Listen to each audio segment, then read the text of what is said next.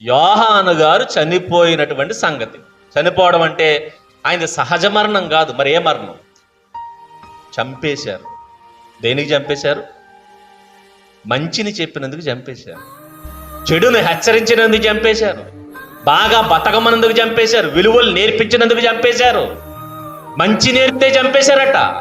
విచిత్రమైన చూడండి, సమాజం ఎప్పుడు ద్వేషిస్తుందో తెలుసా? ఎప్పుడు ద్వేషిస్తుంది? మంచి చెప్తే ద్వేషిస్తుంది, చెడు చెప్తే ప్రేమిస్తుంది. సినిమా హీరోలకైతే విపరీతమైన అభిమానం. ఏ నేర్పిస్తాడు వాడు? ఏ నేర్పిస్తాడు?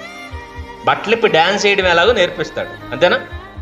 కత్తి బట్టికి నరికేయడం ఎలాగో నేర్పిస్తాడు, 10 మందిని తిట్టడం ఎలాగో నేర్పిస్తాడు, వంకరేసాలు ఎలా వేయాలో నేర్పిస్తాడు. కాబట్టి మనకు ఎవరు నచ్చుతారు? మంచి చెప్పినోడంటే మనకు నచ్చదు, మంచిని ప్రోత్సహిస్తే మనకు నచ్చదు. ఎప్పుడు చూసినా చెడు నేర్పిస్తే హీరోలు.